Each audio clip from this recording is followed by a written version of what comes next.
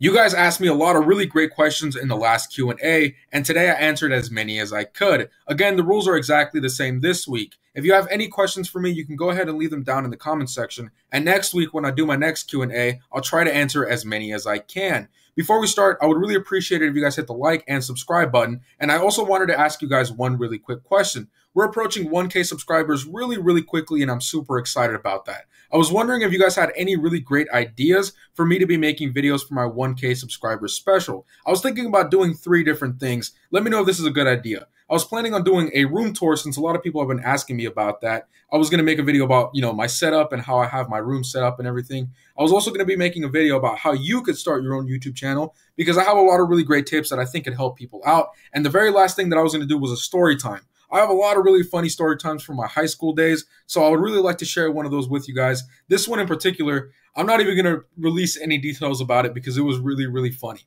Anyways, let's start the Q&A. The very first question comes from Bob. When was the first time you reached Elite? How much threat was your roster when you reached it? All right, so my threat roster when I first reached Elite wasn't really that high because the very first time I reached any Elite was actually Elite 2, and it was the second season ever in Injustice 2 Mobile because I downloaded the game when it first came out. The very first season, I made it up to like Competitor 2, but then the second season, I made it up to Elite 2. So that was a pretty big jump. I think people were still trying to figure out how to play the game and all that stuff. I spent a lot of time into it, and I was really using my gems to refresh my arena battles. I think that's why I made it up to Elite 2 so quickly. But yeah, I specifically remember me trying to do that because I wanted to get a lot of arena points so I could unlock Predator Batman. If I had to guess, my threat was probably only at it wasn't even 100,000. It was way less than 100,000 because I only had 5 characters. The next question is from Noah Serrano. Does the threat level you put into operations affect the rewards you receive? As far as I know, it doesn't. I actually throw in really low level characters and I still manage to get a lot of gems. So my answer is going to just be no. The next question is from Mist. Which team should I build first? League of Anarchy, Multiverse, or Batman Ninja? If you're solely focused on damage, you might want to go ahead and build a League of Anarchy just because Last Laugh Joker is insane. He could be doing crazy amounts of damage. But if you really just want to play Arena or Champions Arena, I strongly suggest the Batman Ninja team because of Catwoman's immortal ability. This is assuming that you have all of the really great characters for every single team. But yeah, those are just really going to be my options. If you really want to diversify and have a lot of fun, go ahead and use the Multiverse team, but I don't really think you could be going wrong with building any of these. The next question is from Noah Serrano. What is the best team to build and what is the most OP team? Okay, I think that the best team in the game is probably going to be the Batman Ninja team just because they're super versatile. They have a lot of different things going for them. I'm going to make a whole video dedicated to this, but yeah, that's just going to be my really quick answer. With the immortal ability, you don't really have to worry about health, and because of their lethal attack kits and Gorilla Grodd adding even more damage to the mix, they just do a lot of damage and they have a lot of health at the exact same time.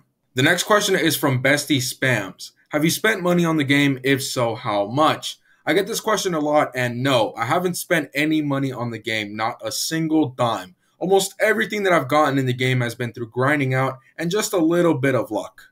The next question is from Beanie B-Way. Despite the many issues with the game, I just can't seem to get enough of it, and I don't know why. What do you think makes the game stand out amongst mobile games? Alright, so I think that's very easy. It's the mechanics. I know the mechanics really suck, but the idea of them is super addictive.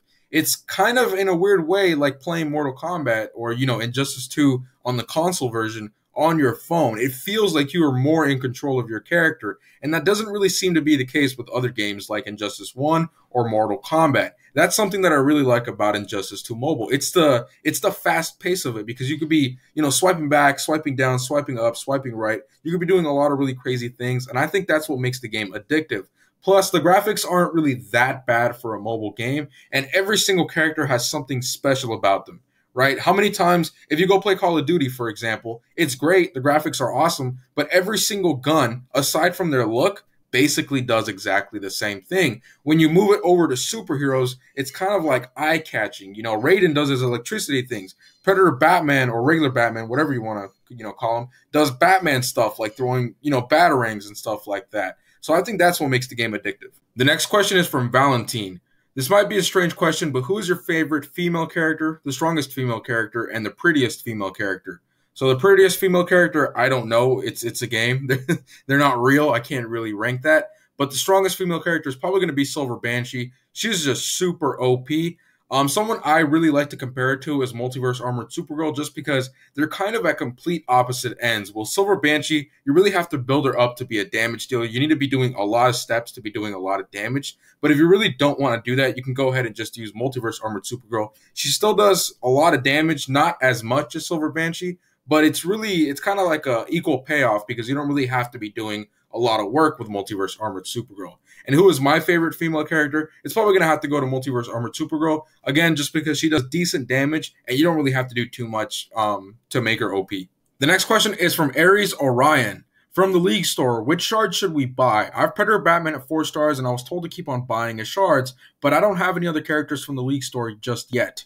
Alright, so I'm a little confused because the League Store doesn't have Predator Batman. If you're talking about the Arena Store, then yeah, I think you should get Predator Batman all the way up to 5 stars first, and then you can go ahead and build up, maybe let's say Classic Superman. He's a really great support character from the Arena Store. Either him, or you can go ahead and build Raiden, as he is really fun to use. If you're actually talking about the League Store, the actual League Store, then you can go ahead and get King of Atlantis Aquaman, Powered Supergirl, and then, I'm sorry, not Powered Supergirl, Power Girl, and then you can get Atrocitus, maybe you can get John Stewart Green Lantern, and Reverse Flash. Those characters are really, really great.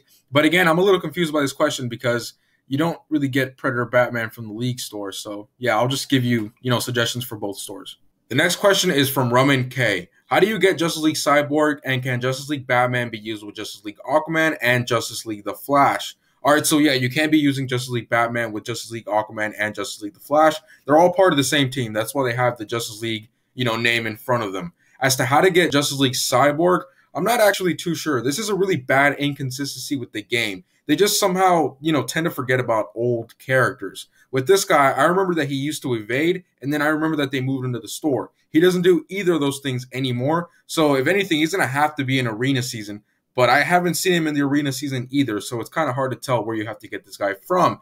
Maybe you're just going to have to go ahead and open up chests and, pray to be lucky to be able to get him. And if you've already unlocked them, you could go ahead and, ask for people to donate shards, or you can go be playing Champions Arena and try to get those prismatic shards to level him up. That's really just my best advice because I don't really know where this guy went. The next question is from Joel. I'm a level 25. What would you recommend for me to get more characters? And my strongest character is Batman Ninja Batman. What are your thoughts on him? So I would really recommend you go out and play a lot of different game modes. A lot of people just focus on the one that they like, and that's really great to do once you've already established your place in the game. But until then, if you're a beginner, you really need to diversify where you're getting all of your gems from. You need to be getting credits from everywhere. You need to be getting, those Justice League credits, those arena credits to be buying, characters from the store. That's actually one of the greatest ways to get a lot of really great characters, is just to go to the store. I think a lot of people forget about that. From the store, you can be getting Predator Batman. You can be getting Raiden. You can be getting Power Girl, Atrocitus, King of Atlantis Aquaman.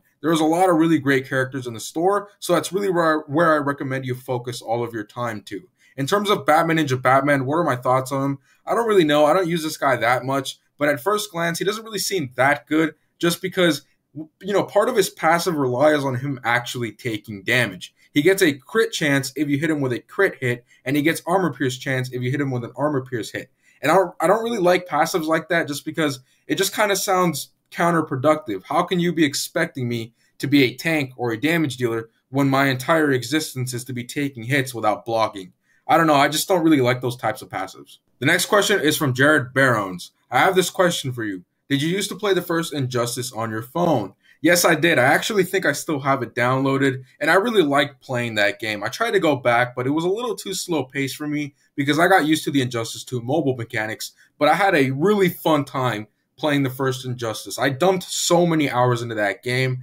The next question is from Romeo Mayer. I have almost 2 million threat, and I'm only getting to Challenger 5, and if I'm lucky, only Challenger 1, and I am playing the best that I can. I play around 70 games a season. Any advice? All right, so I really want to know how many points you're getting per battle. If you're playing 70 games, that's a lot, man. That's a lot, especially when you factor in loading times.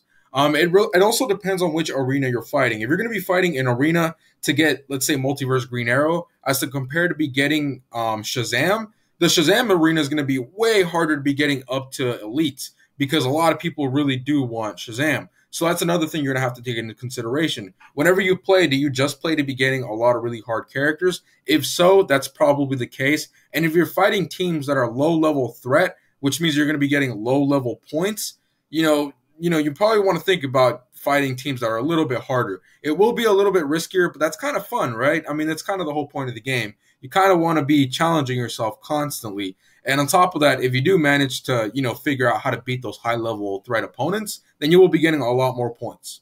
The next question is from Eobard Thon. What do you think about them adding new characters to Injustice 2 Mobile, like Atom and Teenage Mutant Ninja Turtles, plus many more? I'm actually really excited about that. I would really like to see more characters. It kind of makes the game a little bit more refreshing and more of a reason to keep on grinding, which is always a nice thing. You never just want to chill and not be doing anything. However, I do find it kind of hard for them to be adding new characters just because every single character nowadays has a lot of different passives. And for me, it's kind of like, what else could you add to a character to make them great? We saw what happened with Enchantress. They tried to push out another new legendary character, but it's really hard to make characters unique now because everybody has everything. And so with Enchantress, they just added a lot of words to her passives and stuff like that, but she actually doesn't have a lot of things going on.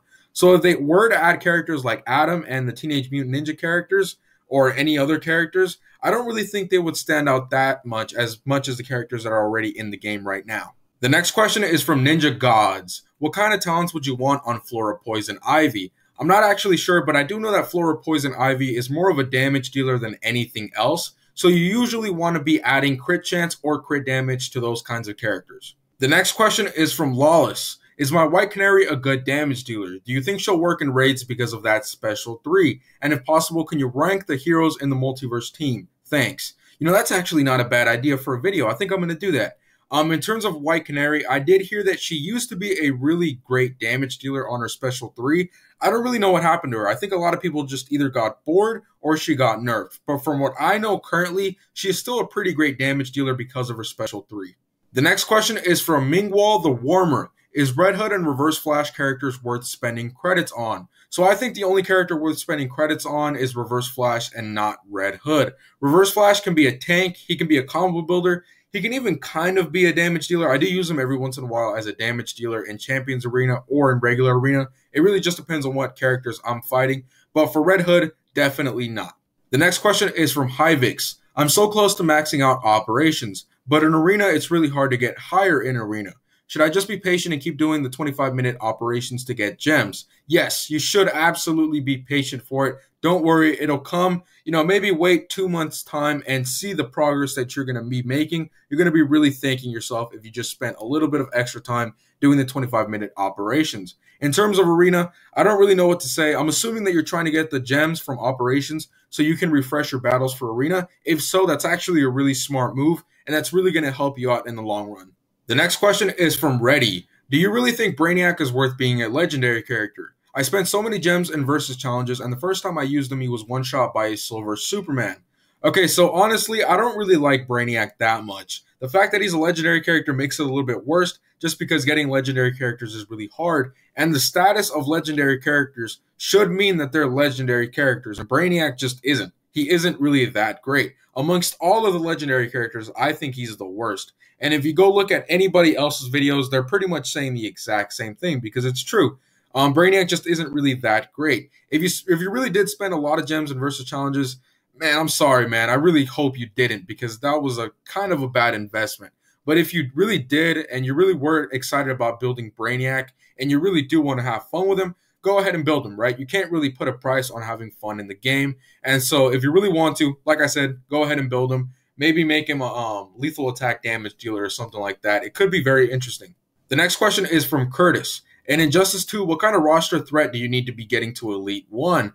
All right, so getting to Elite 1 is different for everybody. It depends on when you created your account. It depends on what kind of battles you're fighting. It depends on your teams that you're going to be using. It has a lot of different factors. If I had to guess and I just had to make a well-rounded estimate, I'd probably say about 5 million. But I don't know. If you go check out Sigvald the Grimm's videos, he started a new account recently, and he's saying that he's already getting up to Elite 4. I haven't really watched any of those videos, but he has been getting up to the Elites, even though his threat roster isn't really that high, and that's because he just created the account right now. So his arena is going to be very, very easy. If you started your account when the game first came out, your arena is going to be super, super hard because you're going to be playing against all of the OG players like me. But again, if I were to make a well-rounded estimate, it would probably be like 5 million. The next question is from Josh E. What do you do when you're bored of the game? I do a lot of things when I'm bored with this game. Usually, if I'm actually really bored of this specific game, I'll go out and play another game like Modern Warfare. I really like playing the Warzone and a multiplayer for that, so I'll usually try to hop on with some of my friends. Aside from that, maybe I'll watch some TV, maybe some podcasts, maybe some YouTube, or listen to music, or I'll play with my Legos. That's really just all that I've been doing recently. The next question is from Slime. Do you buy gems with real money? Nope, never spent a dime on this game, and that's the way that I really want to keep it. I feel like if you really want to grind for something, you should grind for it. You shouldn't just buy it. That kind of takes away the satisfaction of actually getting the item. That's why I don't really buy any gems with my real money. The next question is from Hero. Who are the best characters to use on T6 Horrific Scarecrow? There are a lot of really great characters that you could be using. The original first great character that you could have used was Starfire, but I don't really like her that much. She doesn't really do that much damage. I do see some people using King of Atlantis Aquaman, which is pretty smart. Horrific Scarecrow is super annoying, so it makes sense that you want to use a really OP character just to knock him out as fast as possible. I've also used the Batman Ninja team before. If you really want a specific character, it would be Batman Ninja Catwoman, obviously because of the immortal ability. The next question is from Eobard Thon. What are your thoughts about the new Injustice 3 mobile?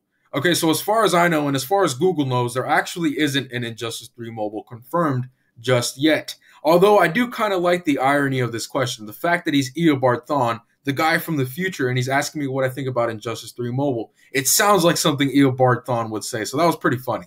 But yeah, seriously, I don't really know what you're talking about, just because there isn't an Injustice 3 Mobile release date or announcement just yet. The next question is from Abdallah. What way can you use to build a hybrid character? Critical attack damage and critical attack chance maxed, and some defense and fast attack and resistance. Holy Jesus, you want everything on your character. All right, that's a fair enough question. First of all, I don't really understand what the point of building a hybrid character is. Every character seems to serve their purpose, whether they're a combo builder, a damage dealer, or a tank, or a really great support. Usually, if a character is a really great support, you just want to make them a tank character. But either way, if you really want an answer for this, I think the best character to use is probably going to be King of Atlantis Aquaman, just because you don't have to worry about his health at all. If he dies, he just comes back to life. So you don't need to be adding any defense or any health towards him. If you really want, you can just go ahead and add some resistance towards his talents. And that means that you're just going to be able to use the geared talents for basically anything else that you really want. If you want to add critical attack damage and critical attack chance and fast attack chance, you can max those out very easily without having to worry about any sort of talents and without having to worry about health. The next question is from Holy Yeezus. I love that name. What is the ideal Justice League team setup, and will you ever play any game like Marvel Contest of Champions? All right, so honestly, I've played that game before, and I didn't really like it. I only played it like twice, so maybe I'll give it another shot. In terms of what's the ideal Justice League team setup, you usually want to have Aquaman, Cyborg, and the Flash. Usually you want to have Flash and Cyborg both as just damage dealers, and with Aquaman, he is the one character that you probably want to build as a tank in case things go wrong. The next question is from Joel. What's your least favorite Justice League character, Multiverse character, Batman Ninja character, and League of Anarchy character? That's a really great question. I've never gotten that one. All right, so my least favorite Justice League character is Batman, just because I don't really find any use for him at all. If you pair him up with Justice League Superman, he could be pretty great, but that's really just because Justice League Superman makes him great. If it wasn't for him, he would be completely useless. In terms of multiverse characters, my least favorite one, that's a good question. It'd probably have to be Batwoman, just because even though, yeah, her passives sound like they work really great, you really do need to set up for them a lot. Like, Silver Banshee takes a really long time to set up, but Multiverse Batwoman takes way longer, and that's just something I don't really like. My least favorite Batman Ninja character is probably going to be, it's the Harley Quinn one. I think it's just Batman Ninja Harley Quinn. I do know that you don't really need to have her tagged in. You just need her in your roster to increase like damage and health of your characters, but I still don't really like that. I think they should have done a little bit more for her. In terms of my least favorite League of Anarchy character, that's kind of hard since there's only 3 characters in there. I guess it would have to go to Heartbreaker Harley Quinn, just because I do like the mix of Last Laugh Joker, and I really do like the mix of him and Entangling Poison Ivy. And so I'm not saying that Heartbreaker Harley Quinn is a bad character. It's just that since there's only 3 characters, she's just going to have to come at the bottom. The next question is from Charizarder. I hope I said that right. I don't know, man. You guys make your names really weird sometimes, so it's not even my fault. Who's your favorite character other than Predator Batman and Atlantean Armored Aquaman? All right, so I'd probably just have to say King of Atlantis Aquaman. I know I talk about him all the time. All right, I'm getting tired of I feel like you guys are getting tired of me talking about him. But yeah, King of Atlantis Aquaman is really great. Again, you don't have to worry about his health at all because he comes back to life and he's a really great damage dealer. The next question is from Young Ho Lee. Greetings. How do you get legendary Justice League Superman gear?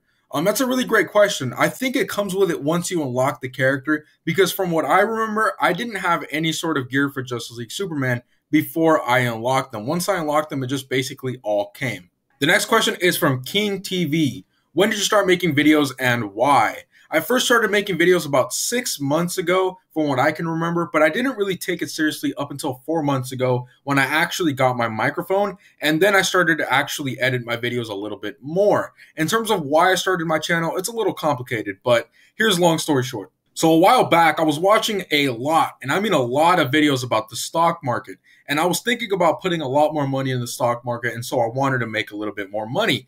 And then I started watching some videos about how to make more money, and a lot of them really recommended that you started your own YouTube channel because it kind of builds your name up, right? It kind of builds yourself a brand, I guess you could say. And so that was really my goal for this channel at first. And then afterwards, after I started making videos, I kind of just realized that I had a lot of fun making them. Before I started making YouTube videos, I did make these little small edits that were like 1 minute long, and they were really hard to make, but I had a very fun time making them. And I guess that's kind of where it all started. And then after I kind of just started drifting away from the whole making money thing, I just kind of started focusing, I guess you could say, on the craft of making videos a little bit better. I mean, for example, in my video about my top 100 specials montage, that video, I didn't get any sort of money and I didn't really get a lot of views from it, but I didn't really care because I had a lot of really fun time. I had a fun time making that video, even though it was a pain in the butt to edit and to go get a ton of different clips and then to put it together, find the right music, you know, kind of make it sync up with the music as best as possible. It took a lot of time. But at the end of the day, I didn't really care because I had a lot of fun making those types of videos. And I could easily just make my YouTube channel about top fives and, you know, updates and stuff like that. Those are usually the things that get me more views. But right now, I'm really just trying to have a lot of fun with this whole YouTube thing because it is really fun. I like reading your guys' comments, even if I don't reply all the time. I do try to read every single comment that's there, and I always try to like and hit the love thing because anytime someone leaves a comment, it's kind of like, well, thank you. You know, it's kind of like a compliment whenever someone leaves a comment. Sometimes it's not, but either way, that's basically why. All right, guys, that's the video. I hope you enjoyed that. This is going to be a really big pain in the butt to edit, but I had a really fun time answering all these questions. Again, if you have any questions for me, go ahead and leave them down in the comment section of this video, and in the next Q&A, I'll try to answer as many as I can. Anyways, I hope you guys have a nice day. Stay safe and stay clean.